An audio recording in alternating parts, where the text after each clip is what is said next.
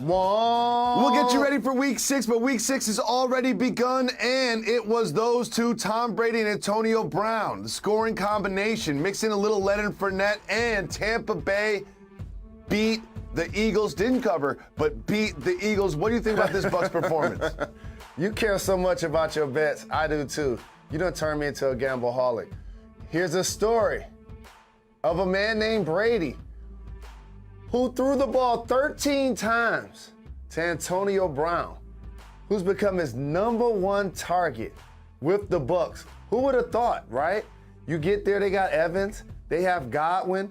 AB was basically in and out of the league. Now all of a sudden they're hooking up on the big stage, making major plays. This is without Gronk. You see OJ catching a touchdown as well.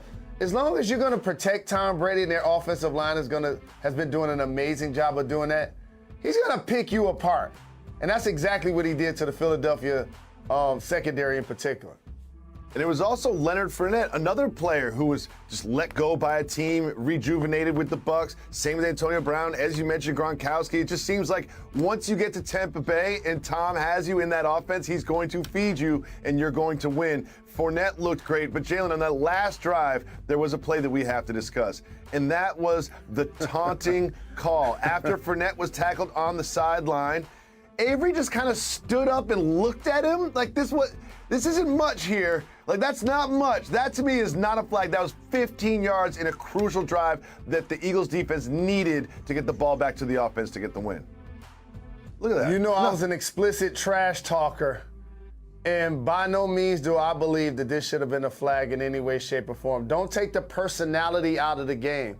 If I'm going to run as fast as I can and hit somebody as hard as I can, and the play isn't down till I throw another 250-pound man to the ground, and let me express myself afterwards. Let me exhale a little bit. That cannot be a penalty going forward. Cannot be a penalty going forward. And Jalen, somehow you've turned me into your bookie, so I have to place all your bets. And every single week you place a Jalen Hurts rushing touchdown bet. And yesterday, I didn't get a chance to go to New Jersey. And look at Jalen Hurts scored not one, but 2 rushing touchdowns. Every single week, you're going to continue to bet the Jalen Hurts rushing touchdown bets, and they're always going to come in as they have. 2 kids already through college. Ladarius, now Mariah on scholarship. Gracie Gumby on scholarship. However, if we need a backup plan, Jalen Hurts, 2 touchdowns. That's the next bet. I've been telling each person all year, if you've been listening to what we bet, Jacoby told you to bet Josh Allen rush TD. I told you to bet Jalen Hurts. If you've been riding it, you know what I'm talking about. Tom Brady had a great night last night, but he is now the subject of soft move or boss move.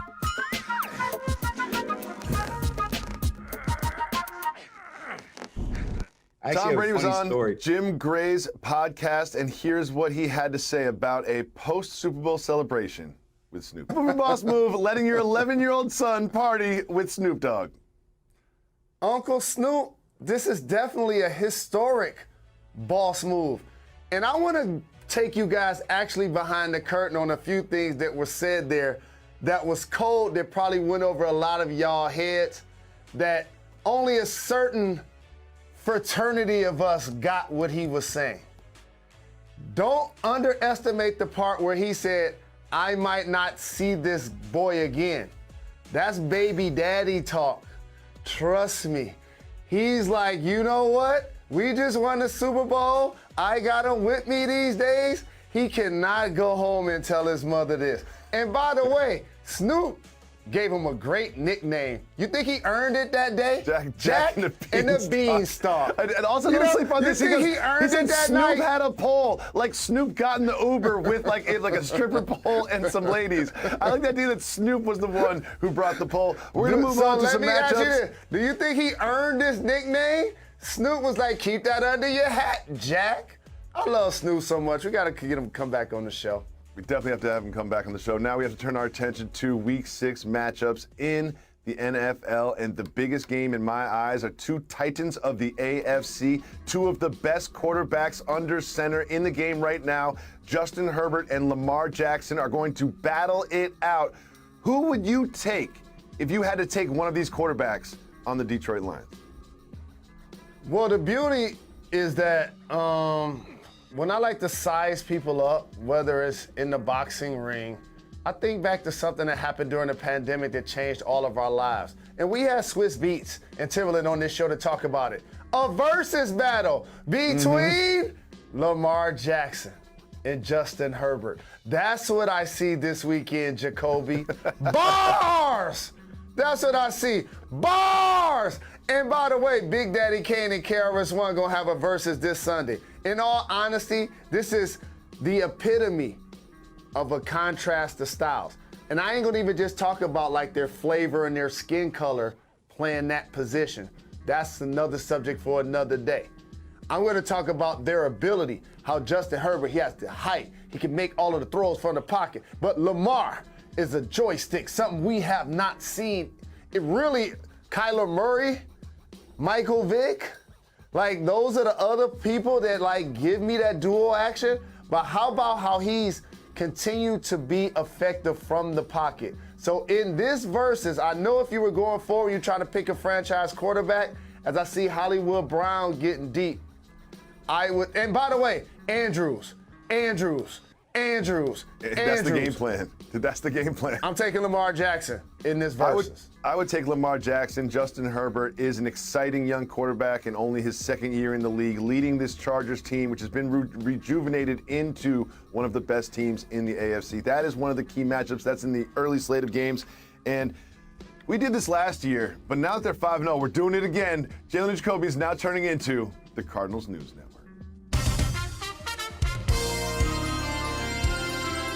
Again, we are the Cardinals News Network here, no longer on ESPN because we love the Cardinals so much. They're now 5-0, but they have a tough test this weekend against the Cleveland Browns, who just run the ball and play stout defense. Can the Browns pull off the upset and give the Cardinals their first loss? Possibly. I believe they may be able to. I don't know. I don't believe Chandler Jones is going to play for the Cardinals defensively. And you mentioned how the run game of the Browns, they have as stout, if not the most stout 1-2 punch in the league. But for the Cardinals, we already know our guys. Kyler Murray, D-Hop, rinse and repeat. And for the Browns, can Baker and OBJ finally connect? They scored over 40 points last week, and Odell only had 3 targets. He ain't happy about that. I've been talking to you about that this season. That's my major storyline for this squad. So that's what I'm going to be watching for. When you look at the numbers, it just seems like if you have someone with Odell Beckham Jr.'s talent, they should get more targets, more receptions, and more yards. And look at week 5 at the Chargers. Just as you mentioned, 3 targets, 2 receptions for 20 yards. He did miss 2 games early in the season. Do you think he's at 100%?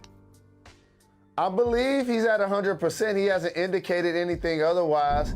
Can't necessarily suggest it in his play.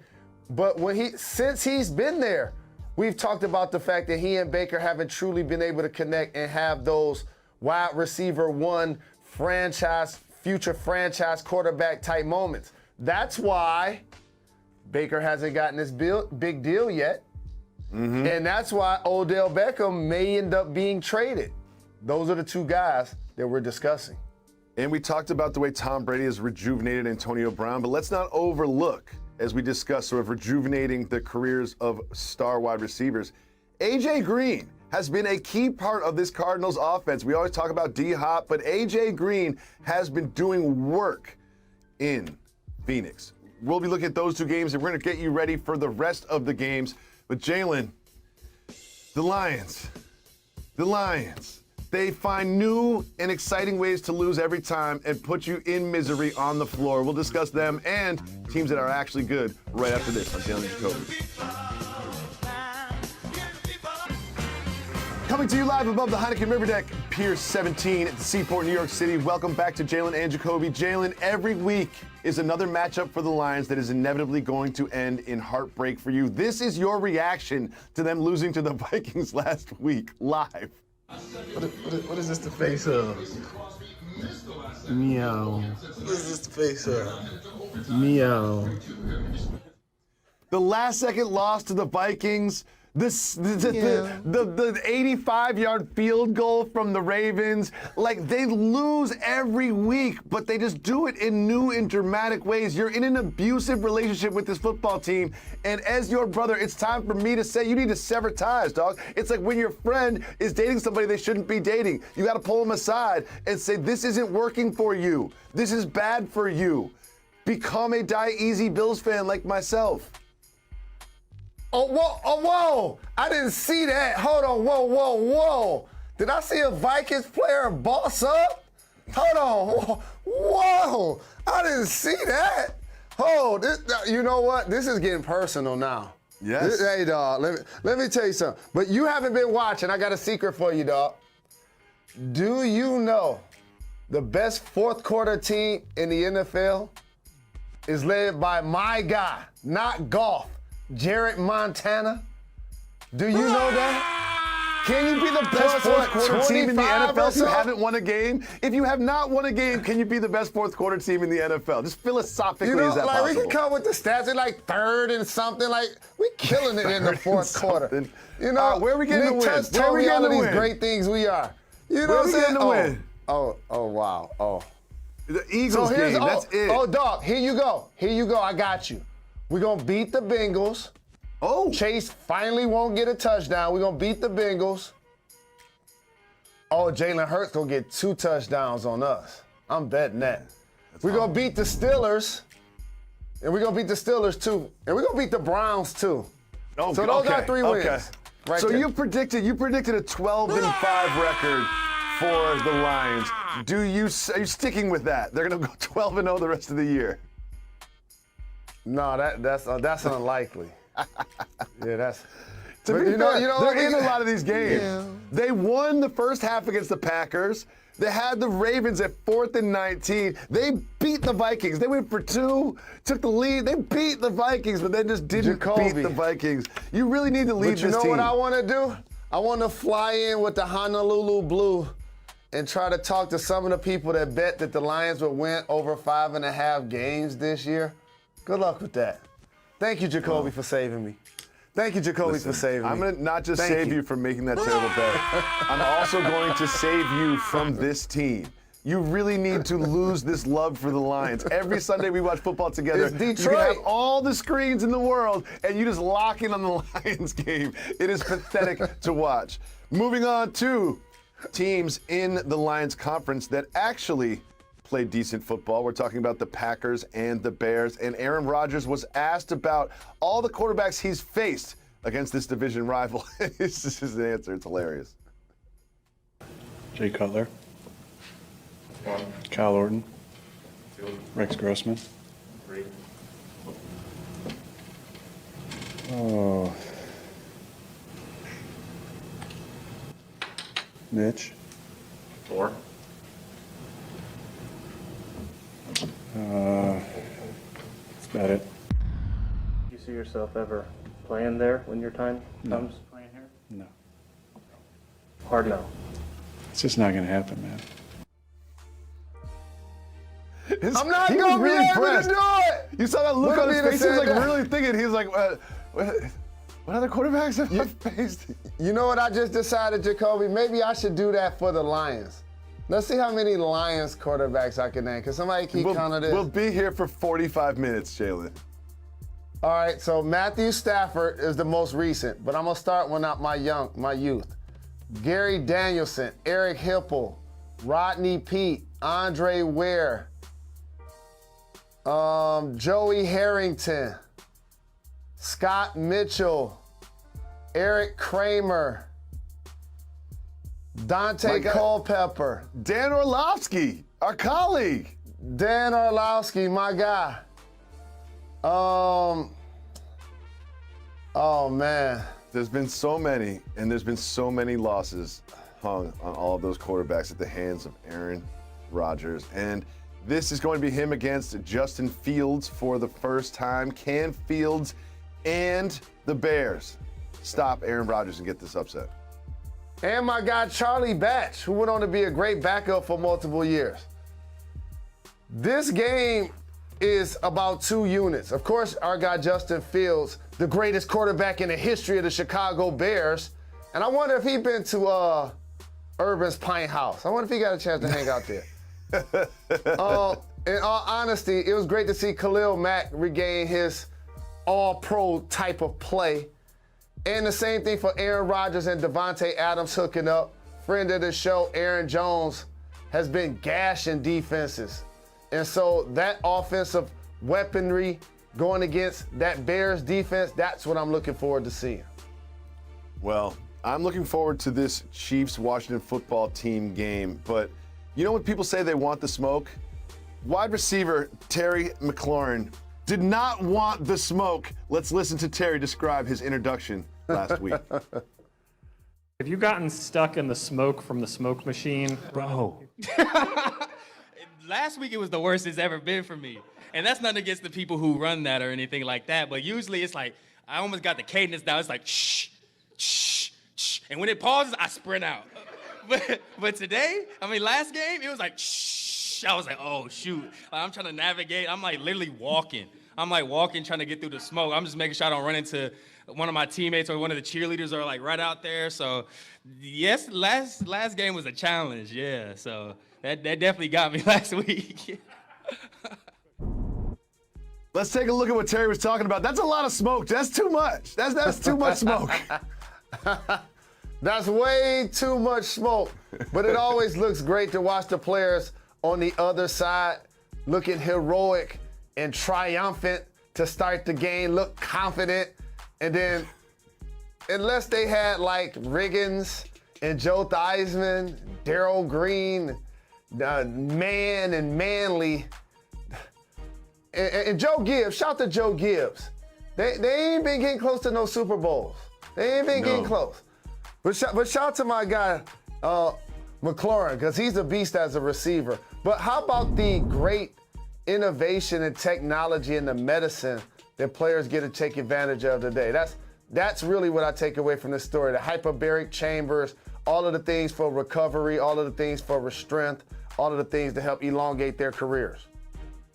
Well, Jalen, when you look at this matchup, you think the Chiefs went to the Super Bowl, won a Super Bowl. And then you look at the Washington football team that has been pretty bad for quite some time now, but they both come into this game at 2-3. Can Patrick Mahomes and the Chiefs get right against the Washington football team? They're going to need to because, as you mentioned, this is a pivotal part of their season. And their defense has struggled mightily. Patrick Mahomes has thrown more interceptions this year than he did all last year. They need Kelsey to have a big game. Right? You saw Andrews last week with Lamar Jackson. I think this is a Kelsey game, and Kansas City over these next few weeks gets their confidence back. Jalen, you and I both think that the Los Angeles Lakers will end up not just winning the West, but the championship. But Jalen, I'm going to do the media thing and overreact. They haven't won a game in the preseason. They haven't won a game in the That's 6 games. Come on, fellas. We'll discuss that and much more right after this. You're watching Jalen and Jacoby.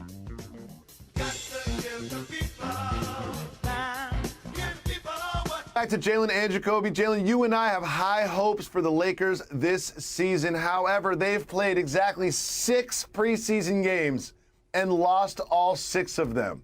It's just the preseason, but shouldn't there be some concern when you lose all of your preseason games, the latest to the Kings?